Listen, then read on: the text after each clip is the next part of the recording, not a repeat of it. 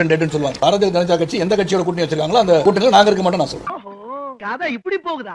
அண்ணே சரத்குமார் அண்ணன் அவர்கள், ராதிகா சரத்குமார் அவர்கள் எந்தவித நிபந்தனையும் இல்லாமல் உண்மையை சொன்னா அப்புறம் நடிப்பா நீங்க சொல்லுவீங்க. நேற்று 2 மணிக்கு சரத்குமார் அண்ணன் ஃபோன் பண்ணார். அவர் சொன்னாரு, நான் வந்து கிட்டத்தட்ட 20 ஆண்டுகளா இந்த கட்சி நடத்தி கொண்டிருக்கின்றேன், வேற விஷயத்தை பேசியிருக்கேன், ஆனால் இன்று நான் உறுதியாக ஒரு பக்கம் நிற்க வேண்டும் என்று நினைக்கின்றேன். நைட் 2 மணிக்கு கூப்பிட்டார். அதற்காக தனியாக ஒரு தலைவர் அண்ணன் முருகன் அவர்கள் தலைமையில் ஒரு குழு போட்டிருக்கோம். தேர்தல் வந்துட்டா போதும், சின்ராச கையில பிடிக்க முடியாதுன்னு சொல்லி தேர்தலுக்கு தேர்தல் நம்முடைய சுப்ரீம் ஸ்டார் சரத்குமார் எடுக்கிற முடிவெல்லாம் பயங்கரமா இருக்கும். இப்படிதான் 2021 சட்டமன்ற தேர்தலில் மக்கள் நீதி மையத்தோடு நம்முடைய சுப்ரீம் ஸ்டார் சரத்குமார் கூட்டணி வச்சாரு.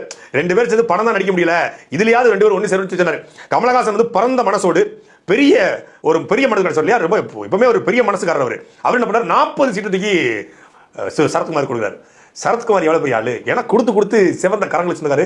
ஐயா தோற உன்னை ஐயனாரானே நினைக்கிறோம், ஐயா தோற அப்படின்னு பாட்டு பாடினவர். வேத நெல்ல போட்டா அள்ளீரனா சொல்ல முடியுமா அப்படின்னு பேசினவர். அவர் விடுவாரா? 40 நீங்க கொடுத்தீங்கன்னா நான் சும்மா இருப்பேன், ஏன் பங்குக்கு இந்தாங்க 7 திருப்பி கொடுக்குறேன். நீங்க கொடுத்தீங்க, நீங்க கொடுத்துக்கு நான் ஏதாவது உங்களுக்கு கைமாறு செய்யணும்ல.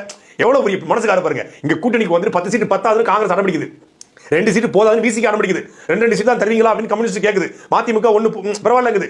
ஆனா கமல் கொடுத்த 40ல 7 சீட்டு திருப்பி கொடுத்தாரு. அதுக்கு பல பேர் என்ன சொன்னாங்க, அவர்கிட்ட ஆள் இல்லைன்னு சொன்னாங்க. ஏங்க என்னங்க ஆள் இல்லாமல அவர் இருக்காரு, தண்ணி கேன் போட வந்தவன், வாட்டர் பாக்கெட் போட வந்தவன் இல்லாமல இருக்கான். இருந்தாலும் ஒரு பெரிய மனசுக்காக நம்முடைய நாட்டாமை வந்து விட்டு கொடுத்தாரு. ஐயா தோர ஐயா தோர நீ சூழில கைதி, ஐயா தோர கை நிறைய அள்ளி தரும் கையில் இப்ப விலங்கு, வைரக்கல்ல உப்பு கல்லு தப்பு சொல்லி வழக்கு. அனைவருக்கும் வணக்கம். பொதுவாக தேர்தல் வந்துருச்சுன்னா பரபரப்புகளுக்கும் சர்ச்சைகளுக்கும் பஞ்சம் இருக்காது.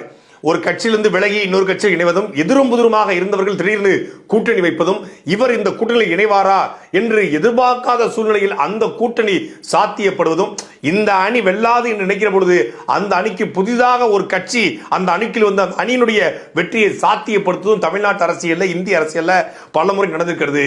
ஆனால் தமிழ்நாட்டில் இப்பொழுது இன்றைக்கு நடந்திருக்கிற ஒரு சம்பவம் ஒட்டுமொத்தமான இந்திய அரசியல்ல மிகப்பெரிய தாக்கத்தை ஏற்படுத்தும் அப்படின்னு சொல்லி அரசியல் ஆர்வலர்களும் அரசியல் அறிஞர்களும் புள்ளி விவர புலிகளும் இது குறித்து பேசிக்கிட்டு இருக்காங்க. என்ன அப்படின்னா, நம்மளுடைய சமக சமத்துவ மக்கள் கட்சியை சார்ந்த சரத்குமார் அவர்கள் பாரதிய ஜனதா கட்சியோடு தனது கட்சியை தன்னை இணைத்து கொண்டார் அப்படிங்கிற செய்தி மிகப்பெரிய அளவில் தமிழ்நாடு மட்டுமல்ல இந்திய அளவில் பெரிய தாக்கத்தை ஏற்படுத்துது.